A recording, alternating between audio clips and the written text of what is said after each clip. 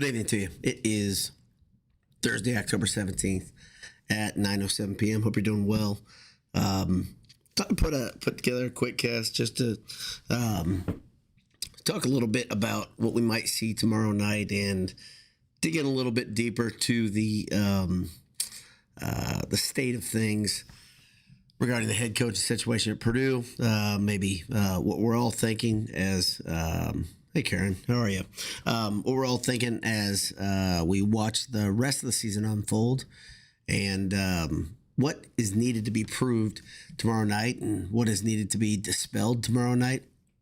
I'll talk a little bit about it, but first thing, let me thank our friends at Home Field Apparel. Head over to homefieldapparel.com. Enter Boiled25 at checkout. You'll get 15% off. Check out the Platinum Packs. Check out some of the retro jackets. Get some really cool stuff there. And, of course, when you're on campus, head over towards the fire station. Turn left if you're coming from Ross-Ade. Step inside the warm, comfortable, cozy confines of AJ's and grab yourself something delicious. Grab yourself a pint, and if it's game weekend, home game weekend, of course, you'll see the BS magnet at the bottom down there, thanks to our pals Adam and Jake. AJ's Burgers, Beef, and Beer, eatajs.com. That's AJ's. So there's a lot that needs to be proven for the Purdue Boilermakers as the season goes on, and it's pretty tough timing. Jay talked about this in the Handsome Hour. If you haven't listened to it, haven't checked it out.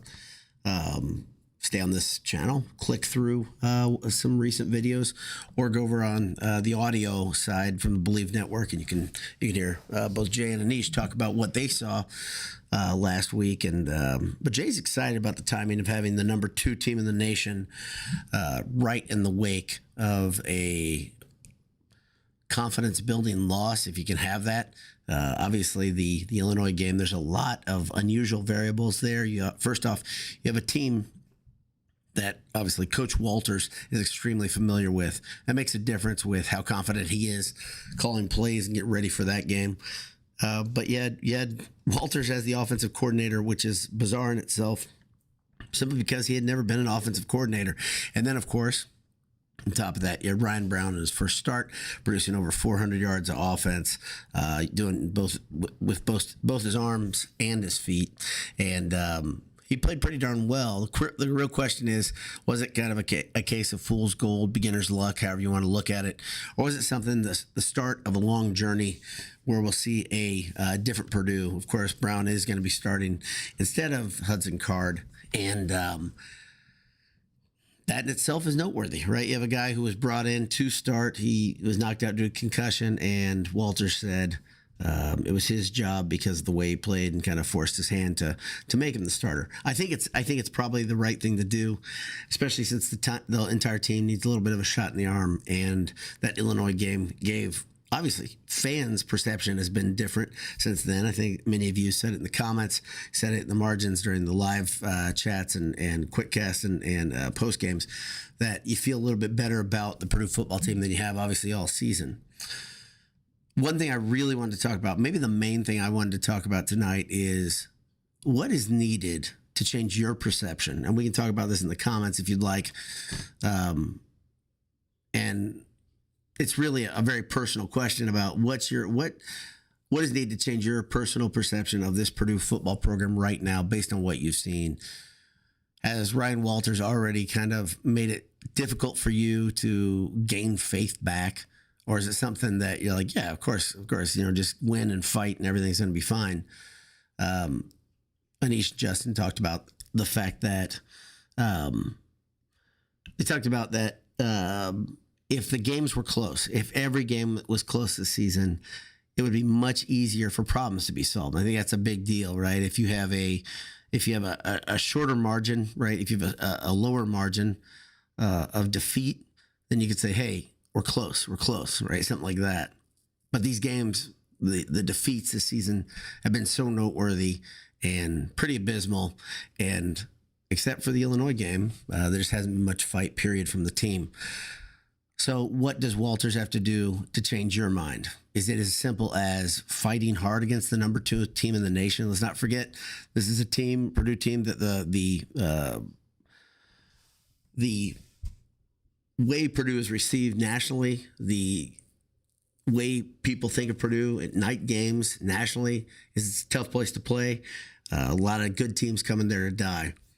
If you feel like Ross-Ade has the same juice this year as it has in previous seasons, well, good on you. That's great to see. I just have a hard time believing that everything lines up the same way it used to. The Spoilermakers moniker goes way back, really, from Purdue beating teams like Notre Dame, highly ranked teams in Ross-Ade, obviously. But it got rejuvenated, revived recently. Obviously, Purdue has done well historically versus Ohio State. Played them very well, and that's kind of something that has helped boost it recently. Whereas, let's say it's Notre Dame back in the 60s and 70s that started it. I told you I hate that moniker. I hate the fact that Purdue has to lean on something being a Spoilermaker instead of just being a good team. But beating Michigan State, beating Iowa, there's another one in there I'm missing that was in the top 5. Obviously brought that old name back and the old perception back and the reputation back of Purdue football. I've said this a couple times to friends of mine who aren't attached to the program too much. I was like, well, let's not forget. It was a different era, a different coaching staff, different team, different chip on their shoulder. And that's one thing that Jeff Brom was really good, is getting his guys ready, game in, game out. If they were playing a bigger opponent, especially, Jeff Brom had those guys like their hair was lit on fire, right? We haven't really seen a whole bunch of that from a Ryan Walters coach team. He's a different type of coach. And the flip side of that with Brom, obviously, is that Brom had some letdown games too. We all remember those. But to get that perception, that reputation back for Purdue, they obviously have to beat some good teams at home, and doing it versus number 2 Oregon would be number 1. It would absolutely floor me. I don't know if I can think of a game that I would be more shocked at. That's more than Spoilermakers beating the number 2 team in America, a team like Oregon that is the highest paid or second highest paid, depending on how you look at it, team in college football, according to many other coaches in America. Have actually brought up Oregon, Ohio State, and I think Texas. There's another roster that the NIL has really, really made them into a super team. There's no other way around it. And so Purdue is really competing at a different level. This is not the same even as it was 5 years ago, because when Oregon wanted somebody this offseason, they got them. Plain and simple. Phil Knight was very, very out front, saying, I want to see a championship before I die, and I'm going to do everything I can to make that happen. What that means is he was going to pay everything he could, NIL in the portal, to get the guys in that he needed to get in there. So when you watch Oregon play, a couple things stick out to me. Number 1, the speed is incredible. They're talented all over the field. They're relentless on offense. One thing that's really interesting to me is early in the season, especially, they seem to have figured this out a little bit. They stalled out quite a bit. Dylan Gabriel and company, the drives would stall inside the 20. And I think Oregon's record's good. The margin of victory has been big, and it could have been even bigger. Is that an indictment on them, or something? Is it more like you're saying, well, they don't finish? I don't see it that way. I just see it as a team that was kind of getting to know each other. They showed they can finish, obviously, versus Ohio State. Ohio State's a great team, and Ohio State still believes they're in the driver's seat to get themselves into the playoff at the end of the season. But what would an Oregon game fight? Let's not even go to the point where you think Purdue's going to win. Is that enough to put another feather in the cap of Ryan Walters, where you're like, my pressure is officially off him? Or is it something much more deep? So here's the question to ask you. Another question for you to chew on or think about for a little bit is, has Walters already put himself away? Like I said in the intro, has he put himself away in your perception that he can't get it back? Are you a season ticket holder? Are you a person who gives money to the program? Or are you just a Purdue fan, a Purdue alum that just loves the school, and you're just like, man, I just can't stand seeing him not compete? In my opinion, the fireable offenses have already happened. And when I say fireable offenses, I mean, if you're building a case against a coach, getting beaten as badly as they have multiple times in the second year shows very little momentum. And that's one of my problems, is I expected a lot coming this season, a step forward, a program that would look more prepared, a program that would compete at a higher level. I think I talked about it probably in week 1 or 2, where I said, what's the big win that Walters will get this year where he will take a step forward as a coach? And I'm not the only person who thought this, that this year would be a step forward for the program, just because new coaching era in the second year usually see something. You see a big step forward. Last year, that was respectable effort from Purdue, but yeah, I think you wanted to see Purdue take another step. Bowl games really don't matter. I'm going to be real honest about that. I don't think getting to 6 wins was ever that big of a deal, but competing game in, game out absolutely is a big deal. It's absolutely something that Purdue needed to come in this season and do it, and they haven't.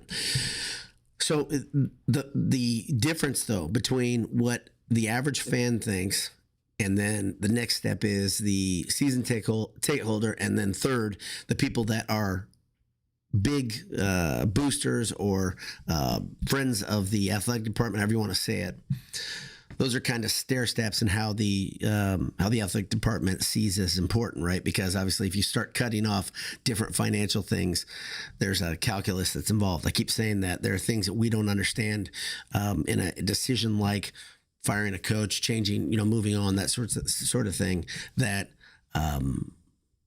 is on a different level than the fans. I still think there's a ton of football to be played. I still think there's a ton that this Purdue football team can prove. But obviously, just doing what they did last week was a big deal, and fighting, I think, is huge.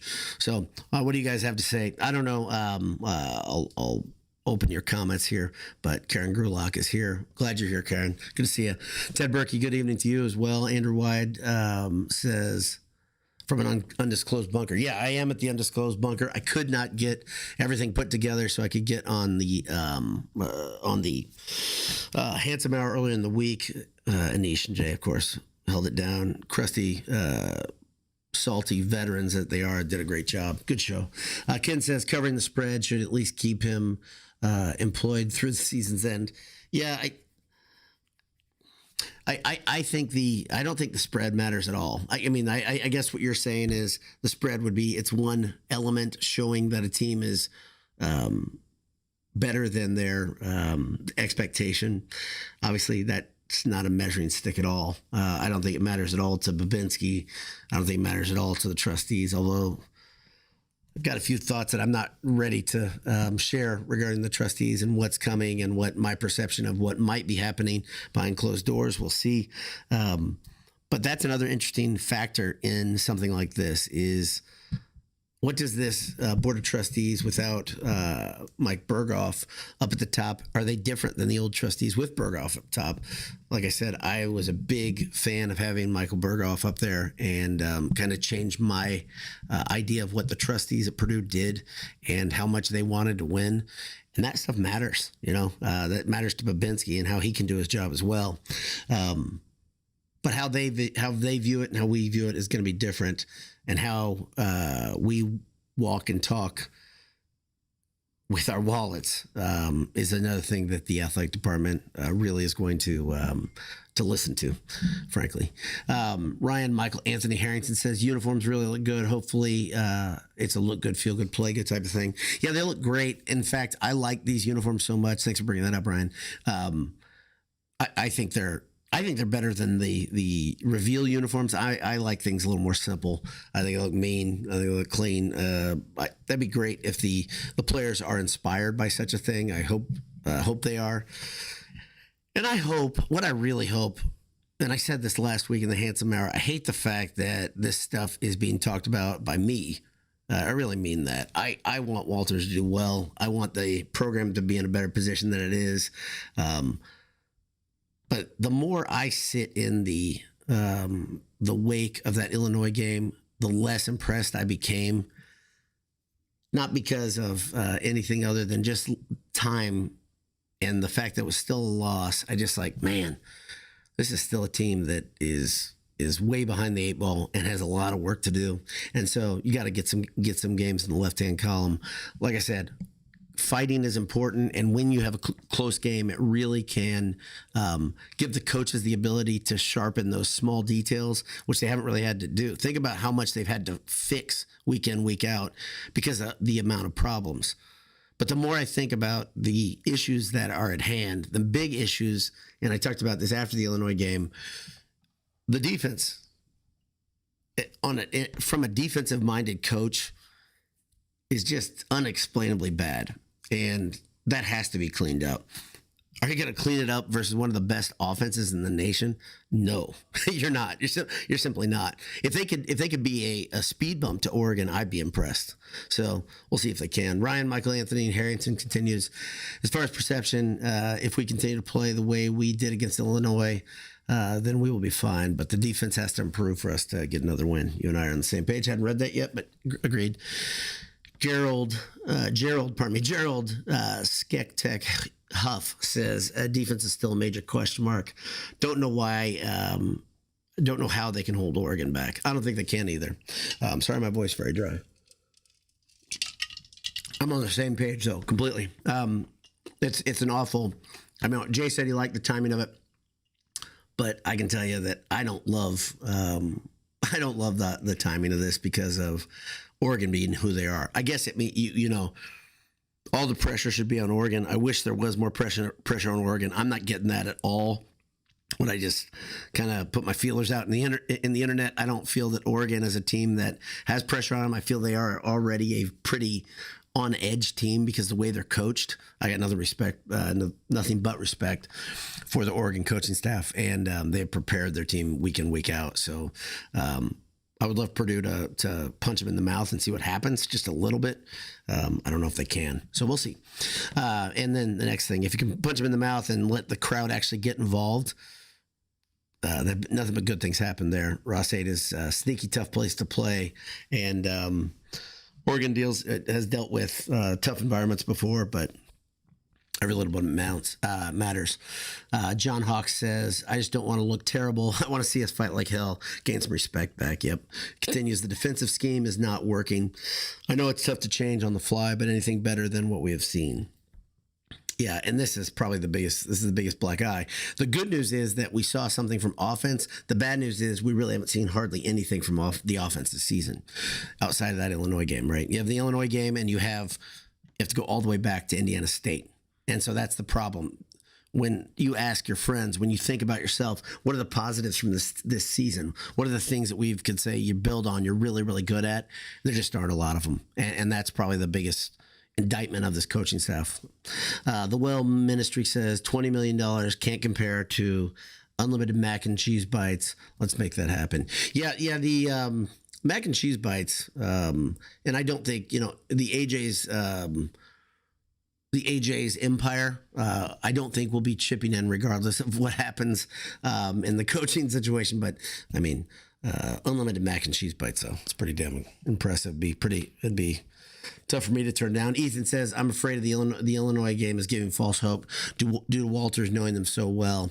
Him being better with the offense than the defense as a defensive guy is really concerning. And I agree with you, Ethan. That last part right there, to have a defensive guru coach that was hired under the premises that was going to make the defense stronger, and Purdue being so poorly rated in so many categories has to be concerning. It has to be concerning for Walters too. I mean, it has to be. But Purdue could be historically bad this year and defense by the time the end of the season rolls around. And that says a lot. We've talked about this before we've seen bad Purdue teams, but to have a team that bad on defense with all the offensive minded football we've seen at Purdue the last decades, that says a whole heck of a lot. I agree. Hosehead says Oregon going to sleepwalk to a 42-10 win. I think that margin of victory is what a lot of people are expecting. I think Oregon is awfully damn good. And I think if they play a sound game, Purdue is going to struggle with them, let alone a really good game. If they play a really good, really inspired brand of football, it could be just a tough night in God's country. Let's see. Josh Mansfield says, I'm hearing that there's a whistleblower and there are some things that happened and the athletic department is investigating something that happened. Okay, so Yeah, so this is one of the rumors, or part of the rumor that I've been hearing, and I'm not going to really expound upon any of that stuff right now. I can't do that, but there are a lot of rumors out there, so I'm hearing what you're saying. I'm with you. Anybody wants to talk about that, they're welcome to. Yeah, there's a lot of rumors going on, Josh, and I understand what you're saying. I understand what you're coming from. Gerald Shektek Huff says again, get out of this game without having major injury to Brown or Mock would be a plus. Yeah. The funny thing is the perception of what's important, right? Keeping Brown healthy in itself is quite a change from where we were a week ago, right? It was Hudson Card's team a week ago. Like, let's see. Was he named? I think Brown was named starter on Wednesday or Thursday of last week, and he played really well. He played actually, I think in some categories, unprecedentedly well. Gosh darn it, I can't spit it out right now. For a Purdue quarterback starting its first game, and that's why a lot of historians or people that are Purdue dorks were like, yeah, okay, this is pretty special what we're seeing. And it was. And the fact that it was both running the ball and passing the ball was exciting. The fact that it kept Illinois on their heels a bit was exciting. But here's the deal. Now you have a week of tape, and a lot of tendencies can be shown on tape. Oregon staff's really, really good. And we'll see. We'll see. I hope Ryan Brown has a huge game. And I hope we start saying, wow, can you believe that Ryan Walters is this much of an offensive genius to compete with Oregon. Like I said, I know I'm mincing words here a little bit, but if Purdue can make this a game for two halves, it'd be pretty impressive for all sides, for everybody involved. But to do that, they've got to play, no doubt, their best defensive game of the year. Yeah, and I just remembered, I saw an analysis. I wanted to talk about this. I saw an analysis of the reason Oregon beat Ohio State, and some of the things that were said were here. See if before I get into it deep, see if you see any issues. One of the things Ohio State struggled with was getting pressure on the quarterback. Okay. Another thing they struggled with was when Oregon would go to the strong side of the field. Oregon running backs and wide receivers in the flat would make plays because they'd have to have the defender make the open tackle in the open field one-on-one. Okay, second thing. Third thing was Oregon tends to run, wide receivers have double moves, and Gabriel will create time with his feet, rolling the pocket out, and then Ohio State's defensive backs couldn't stay with Oregon's speed and skill on the outside on the second part of that double move. If you don't see the issues right there as a Purdue fan, because those are seriously some of the things I think, when I say what does Purdue struggle with on defense specifically, I think if you could say, well, they haven't been able to hold the edge down, that'd be the other part that Purdue doesn't do well consistently. But those other things are really, really thorns in Purdue's side, right? Open field tackling's been a problem, putting pressure on the quarterback, and then the defensive backfield staying with a guy, right? But then when they stay with them, can they turn around and find the ball is the second part. But all those issues in that analysis, I was like, man, if Ohio State's dudes had problems with this, Purdue's going to have some problems. So we'll see. We'll see if the defense can't rise to the occasion, rise to the challenge. Andrew Wide says, I'm concerned about Brown getting overused and injured. Yeah, so when you have a quarterback doing what Brown was doing last week, which is, they're calling his number a lot, I think it's a fair concern. But the other thing is if he can't go a game or a half or whatever because of injury, then you bring in the guy as the original starter. Card I think is available and healthy. I haven't had that confirmed yet because there was actually conflicting reports from the press meetings this week from Simmons and Walters. That's a different issue altogether. It's something that is concerning a little bit, the fact that the messaging wasn't on the same page to me. But we can talk about that, expound about that later, but I'm not going to do that right now.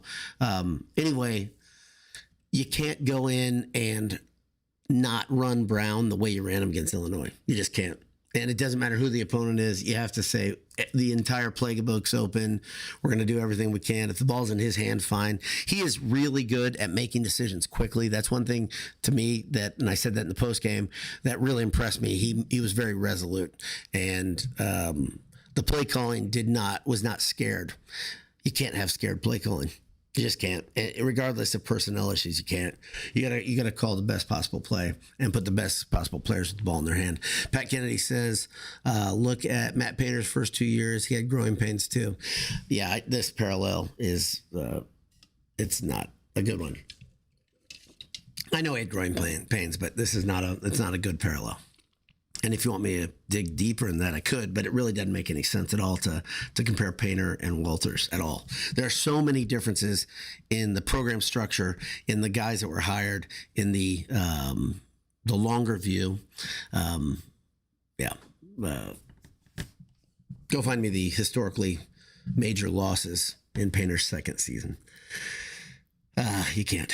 Ryan Michael Anthony Harrington said, I did not want to go to the game tomorrow at this time last week. Watching the Illinois game, I knew I had to be there, mentally preparing to be let down. Yeah, don't do that. I don't want my words to be any reason for someone not to be optimistic. I try not to do that ever.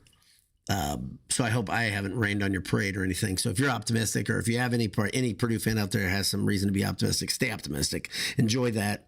That's why you watch sports, to get up for the game, to be there when the big upset happens. So don't do that. Don't be preparing for the letdown. Jim Garfinkel says, hey, Dowd, the Ohio State defensive backs couldn't stop Oregon wide receivers.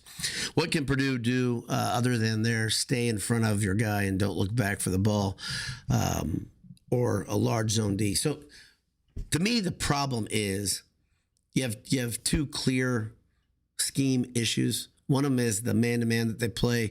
It doesn't look like they have personnel to play man-to-man. That's probably the biggest one, especially when you're playing a team like Oregon, like Ohio State, like Penn State, like Notre Dame, even like Wisconsin, like Nebraska. Purdue has not had the horses to go toe-to-toe, hat-on-hat in man-to-man. That's what it looks like to me. The second part is the zone looks worse. And when Purdue drops into a zone, they're incredibly soft. There's a ton of space. Guys are not assignment savvy. We've seen this over and over. Guys will bite. They will go in the wrong place. They will get sucked in, and then there's a huge gap. The trend before the Illinois game was a team would get a lead, 14 points in the first quarter. They'd score some cheap ones right at the end of the second. They'd have a really good margin for error to come back in the second half, and then they'd pick Purdue clean in the third quarter. Last week, if you want to refresh your memory, I think it was 27-3.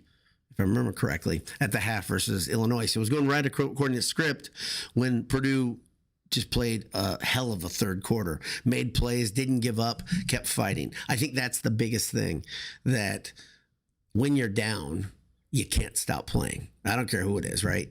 This is one thing, the great Purdue coaches that we've seen, or the ones that I think every Purdue fan thinks of, those teams didn't give up. Right.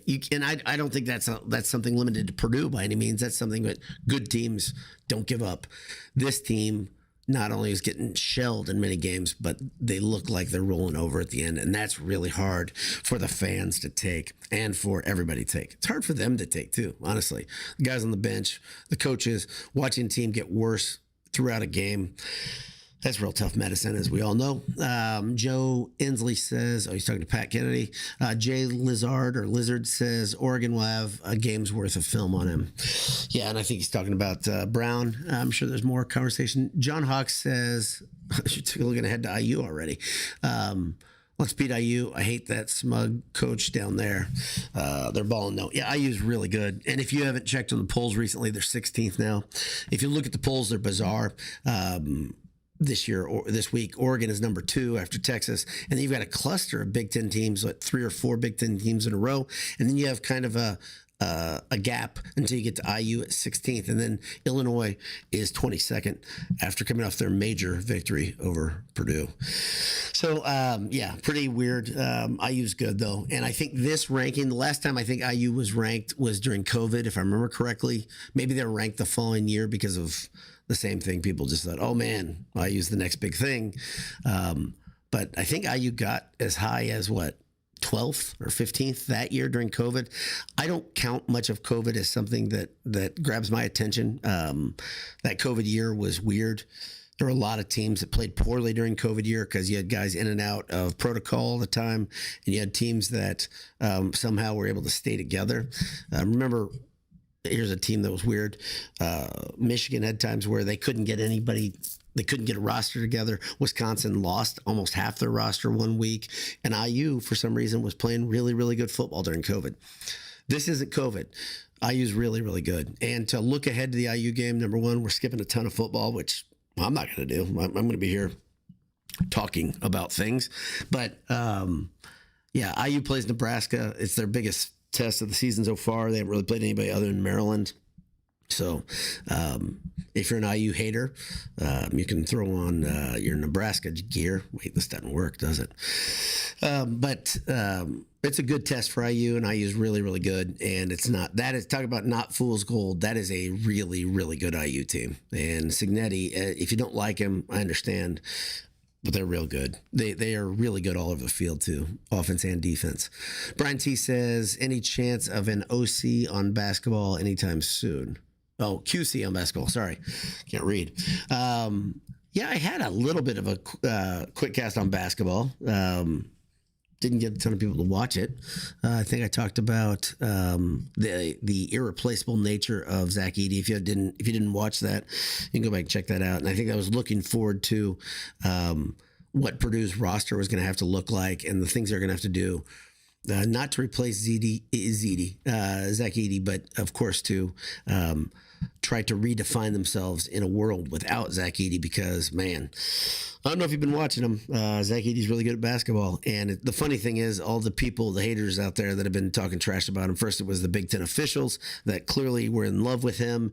And then it was the fact that Matt Painter designed a whole system around Edey, made it easy on him to score.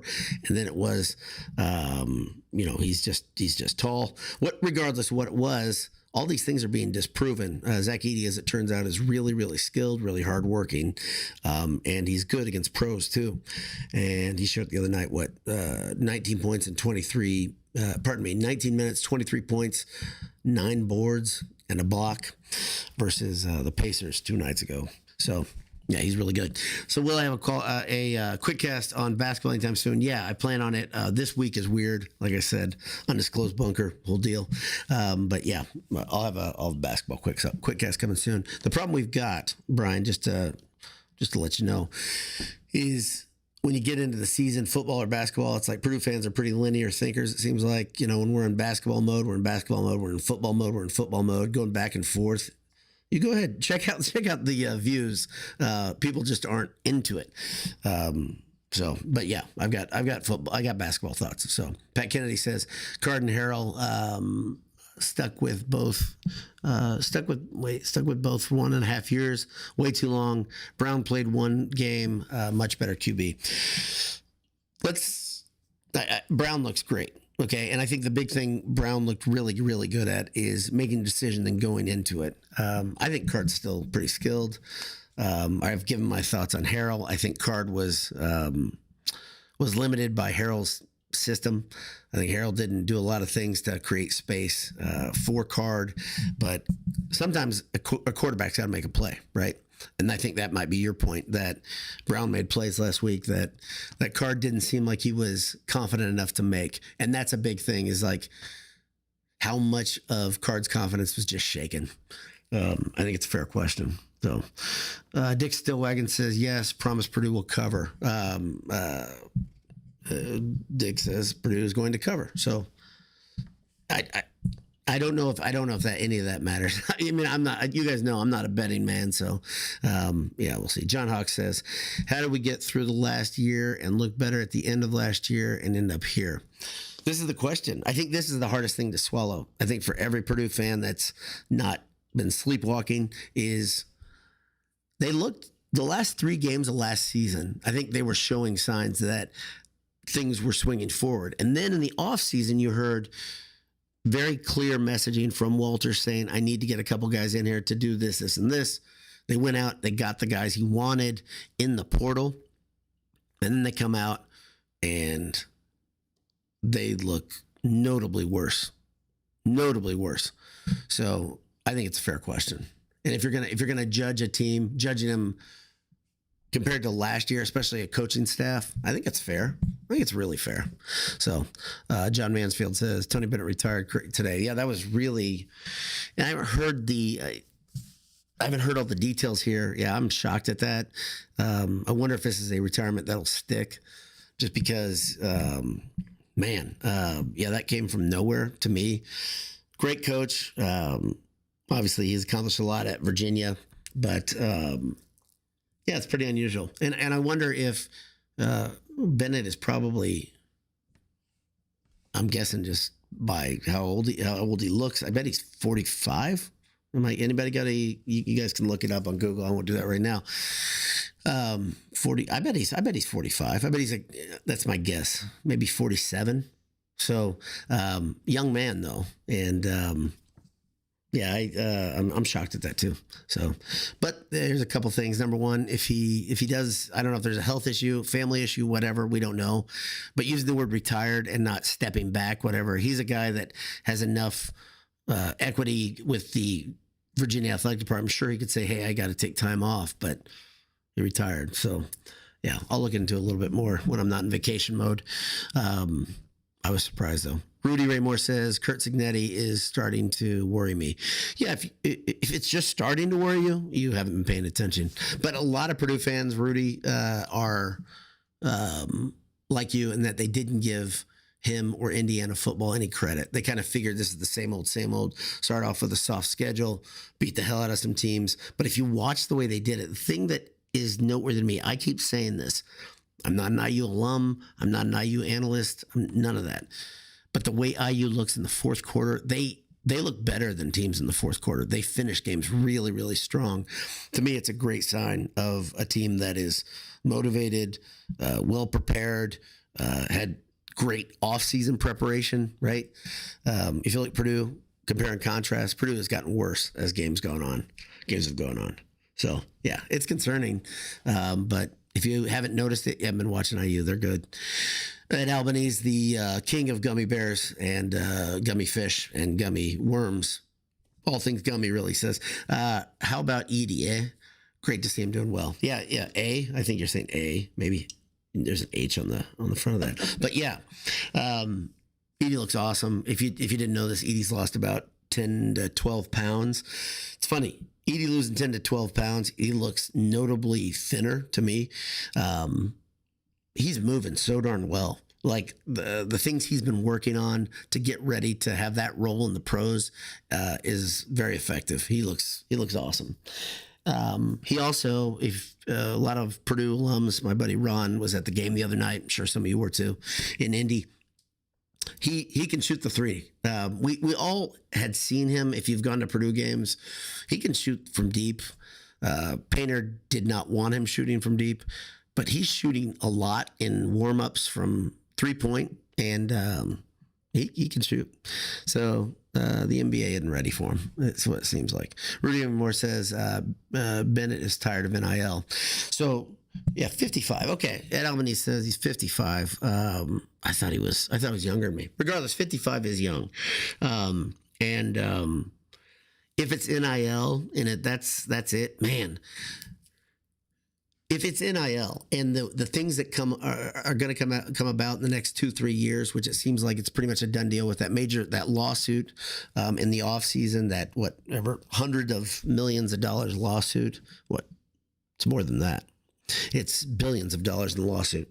But I'm sure a guy like Bennett is upset with the way college basketball looks. It's changed the way he has to run a program. This was one of the things, actually, I hate to switch gears, but one of the things I really liked about potential of having Walters and a young coaching staff was the ability to have flexibility and agility to move around with all these changing factors, right? And the other thing is, if you hire an old coach, especially like two years ago, if you hire an old coach, are they going to be able to adapt with these shifting sands. We're not done shifting, right? College football and basketball are not done shifting. And I'll look up the Bennett thing, see if he talked about the NIL, and talk about it sometime in the next couple of weeks. But if he's tired of NIL, who can blame him, right? And you've seen a lot of college basketball coaches retire early. And then the other thing you've seen in football, you've seen guys take lesser jobs. Chip Kelly is the one I think of, who took the job as OC at Ohio State. There's more to that story than just that. Chip Kelly was frustrated with UCLA's administration as well, but he was frustrated with doing that job, right? Trying to go get guys in the NIL, or with NIL and in the portal and not being able to get them, and watching guys hemorrhage, leave the program. I think that really bothered him. So he's not alone. Chip Kelly's not alone. He's not the only coach that said, you know what, I'll go take a coordinator position or a lesser role, just so I don't have to deal with this crap and let somebody else deal with it at the top of the program. So, yeah, it's pretty crazy, though. Gerald Shektak Huff says, never thought I'd be trying to find Memphis games online for my elderly mother to watch. She's obsessed and he's doing so well. Yeah, and good luck, Godspeed to you, because this is hard. I think the NBA packages so you could watch all the Memphis games are pretty steep, I believe. Obviously, I'm not an NBA head. You guys know that if you've been around here for very long at all. But yeah, it's pretty cool. It's cool that your mom is trying to catch up with them too. If you know, it's not going to be the same, but there are highlights, tons of highlights the next day. And that's not going to, maybe that'll scratch the itch a bit for your mom. Just watching that, knowing he's doing well. But I think we're, just a matter of days before the NBA opening night. It's funny how short NBA preseason is. It's funny how people's perception of what Zach Edey is right now is still off. The general fan, the clown on Twitter, whatever you want to say, those people are so wrong about what they're perceiving versus what is actually happening. Edey's doing it against very good competition over and over and over. He's really good. Ed Albany says, what do you think is going to happen with Walters at the end of the season if we continue this losing path? So, yeah, I appreciate the question, Ed, first off. I don't want to get too far into that. I talked a lot about that in the beginning of this podcast, probably more than I usually do, about the possibility of what's happening and what we're in the middle of and what's going to happen. But I don't want to get too far ahead on that. I don't think it does any good for me to fuel the fire of the Reddit boards and the forums that are already saying it's over. I just think there's a lot of football left. And Jay has asked this question a couple times about, what if then this, this sort of thing, like if you beat Illinois, right? If the 2-point conversion is successful. Okay, you got 2 wins now. You've turned a bit of a corner. You've just been a ranked team, that would have changed perception for a lot of people. I think the fight changed perception for a lot of people. But now string together 3-4 games in a row where either you're fighting like hell or you're actually winning. Beat Northwestern, beat Michigan State, because I think those might be the 2 most winnable games. That said, Northwestern looks really, really good at times. I think that's a tough out. Much tougher than it looked a couple weeks ago. I don't feel like Purdue has proven anything to say, yeah, we're on equal footing with those teams either. Purdue is clearly the worst team in the conference.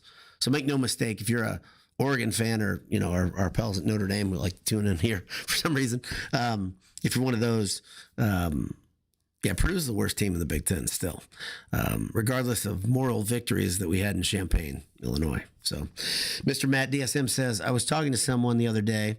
They thought Edey was drafted in the 2nd round. They don't even remember that he went top 10. He's going to wake a lot of people up this season. Yeah, and that's part of that thing, right, Matt? Good point.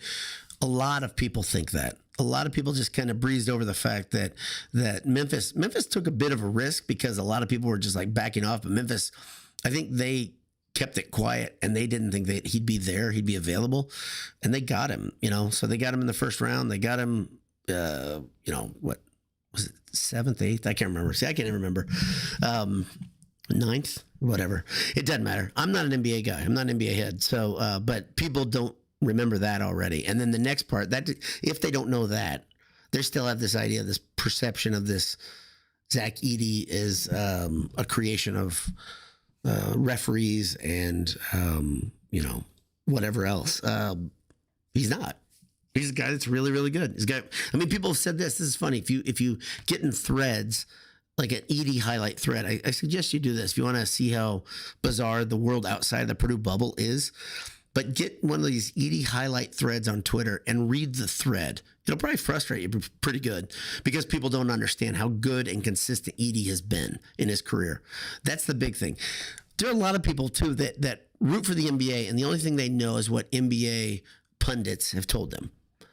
So NBA pundits have told them, oh, the center, the big back to your basket center, that's a dead position. It doesn't work anymore. Well, number one, Edey's doing what he can to not just be a back to the basket guy. He's doing a guy. He's going to be a guy who screens up high and then dives. Okay, we know he can do that. He's done that at Purdue, but there was nobody who could stop him in college, and he would get double teamed night in, night out. As we know, he won 2 Player of the Year awards, getting double teamed every night. Now, guess what? Now he's on the team with a perennial all-star and another guy who's an all-star. So if you double team Edey, now you're going to leave an all-star open. So you go man on Edey, and Edey's going to steal your lunch money and your girlfriend in the process. Like, that's the thing. Okay, choose your poison here. And teams are figuring this out pretty quickly. This is not easy.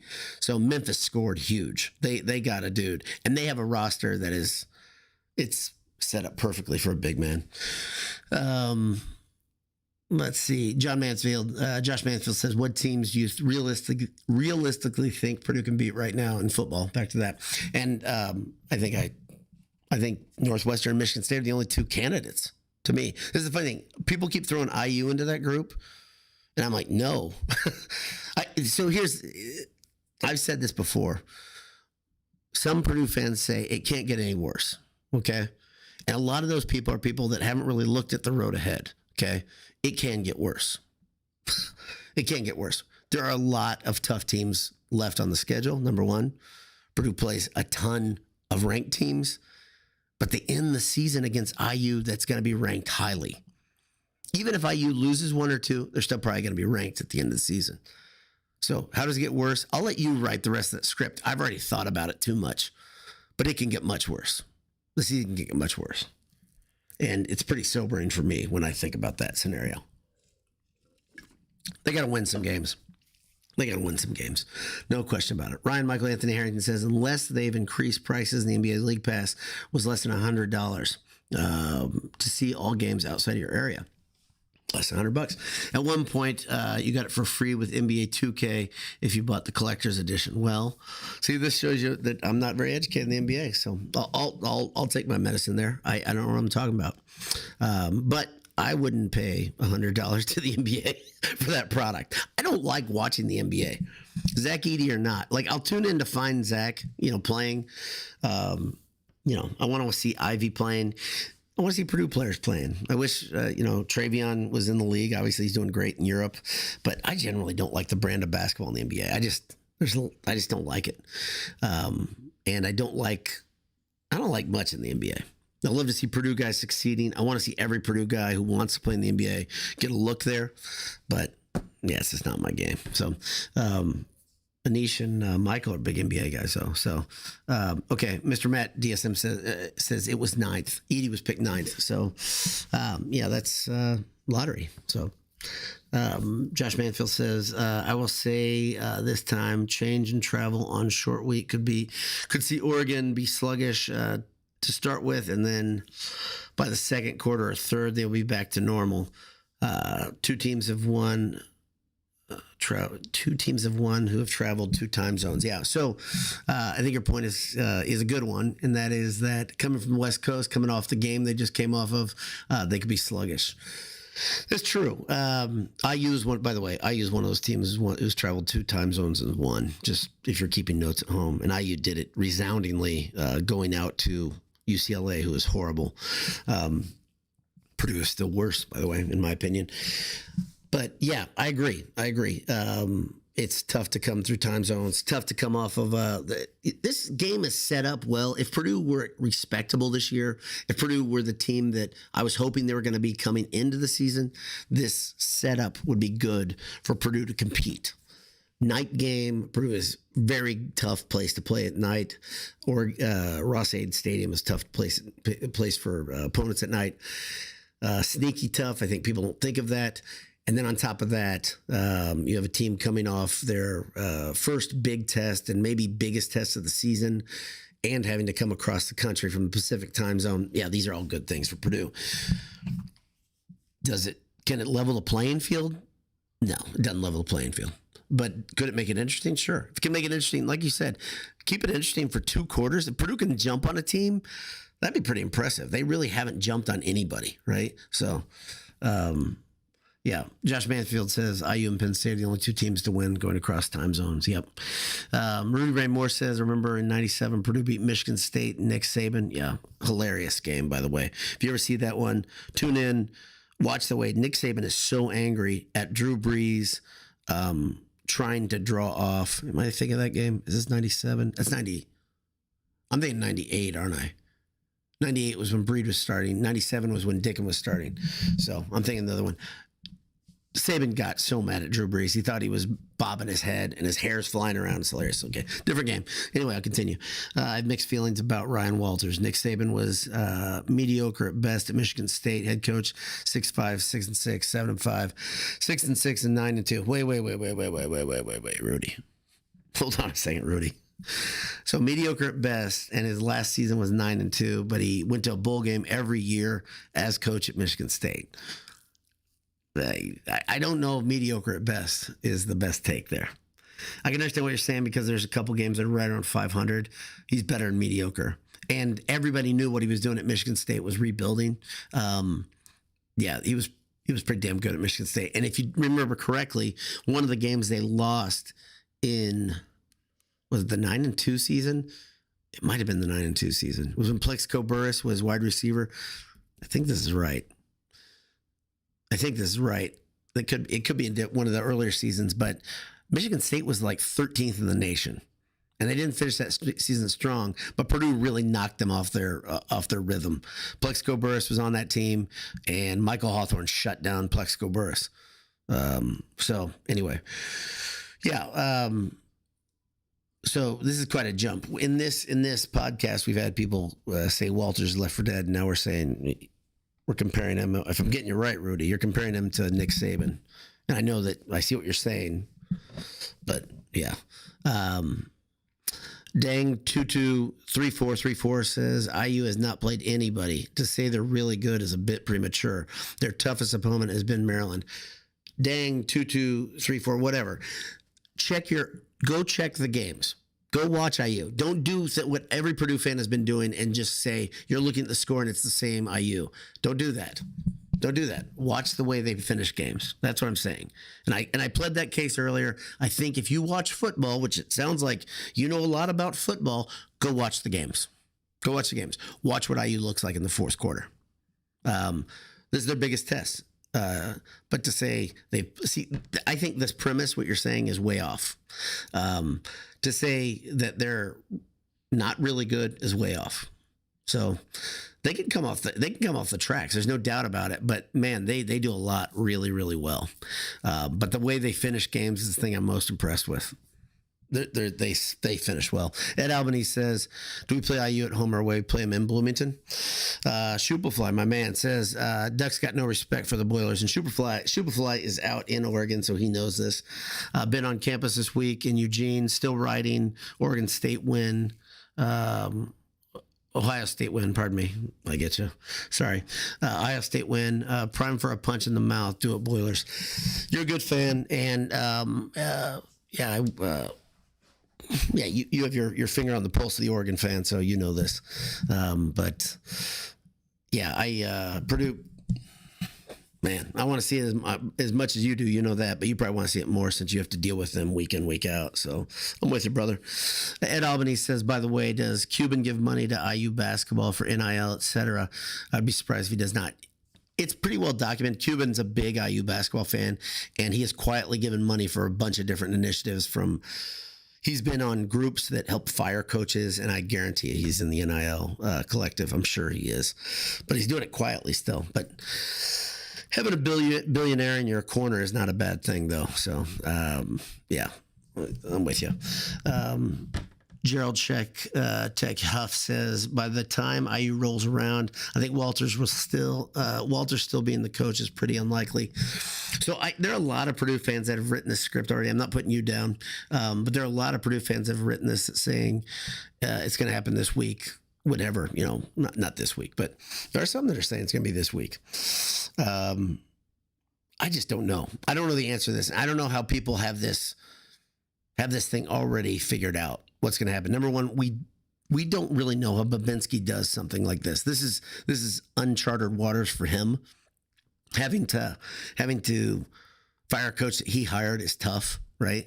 And I don't know anything that's going on behind closed doors. I'm not an insider, but the funny thing is, you hear some of the quote unquote insiders, the people that report on Purdue all the time. I think they're grasping at straws as much as I am, because Babinski, one thing he's really good at, one thing he's been good at consistently for years, is keeping communication low. They do not leak, right? Purdue Athletic Department does not leak. And that's part of the reason, if you want to be skeptical of some rumors, there's the reason to be skeptical. If you say there's a whistleblower out there and people, friends, cousins, boyfriend, whatever, I don't know if there's any smoke on these rumors. There could be. I just don't know if there is any. And Purdue Athletic Department, let's remember back when all the stuff was happening with Braum, either flirting with other programs or getting ready to leave, and Purdue getting ready to hire Walters. Nobody knew what was happening, right? Everybody thought they knew, but nobody knew. And Babinski and his department has been really, really good at keeping information in the house. So if they're good at one thing, I think that's it. So if you want to be skeptical about rumors, I think that's one thing where you can be skeptical. So Gerald Huff says, I want to be wrong, but Purdue is entering a murderer's row of opponents. Yes, and if you go back and literally look at the live videos on the Boiled Sport feed, I talked about this weeks ago, and I said Murderer's Row came early. And the reason I said that is because some of the teams that weren't supposed to be tough, Illinois being one of them, all of a sudden looked tough. Nebraska looked like a pretty good team, right? And they still look like a pretty good team. So here's the thing about people that be skeptical of IU all you want. That's fine. I'm not an IU fan. I'm not an IU alum. I don't want IU to be good, okay? I really don't. I'd like them to be horrible. But the timing of IU being ranked 16th, regardless of what you think, IU is 16th in America. So they're impressing people. They're impressing coaches. They're impressing media types enough. I know their schedule sucks. Their schedule is perfect for a new coach to come on and win, okay? Compare and contrast that to what Babinski and company did to the Purdue football schedule, which is holy moly. Next year's tough too for Purdue, by the way. It just stays that way. I wish Purdue would figure out the scheduling. Maybe they will when everything's finalized with all the weird rumors about conferences and all that stuff. But IU's schedule is perfectly designed as a launch pad for a new coach. So, and I don't want them to be good, but they're good. And if you don't think they're good, fine. Live in your world, whatever you want. Number 16 teams in America are generally pretty good, right? I know the media and the voters and whoever you want to, you can say they're all wrong. Everybody's wrong. Sure. Okay. Everybody's wrong. And at times that happens, but 16th best this deep in the season is a pretty good football team. So great. I got it under an hour. So that's a good quick cast. Yeah. Thanks to everybody for tuning in. Good conversation. Really appreciate it. If I disagree with you, that's okay. Rudy and Dang specifically, I had 2 disagreements right in a row, and that's okay. Disagreements make the world go round. Thanks for tuning in. Thanks to our sponsors. God bless you. Hammer down. Have a great day. And if you're on the way to the game, you're listening to this on delay, be loud in Ross-Ade. I can't make it this week, but I'll be back in my seats regardless of the outcome in a few weeks. God bless you. Hammer down. Talk soon. See you.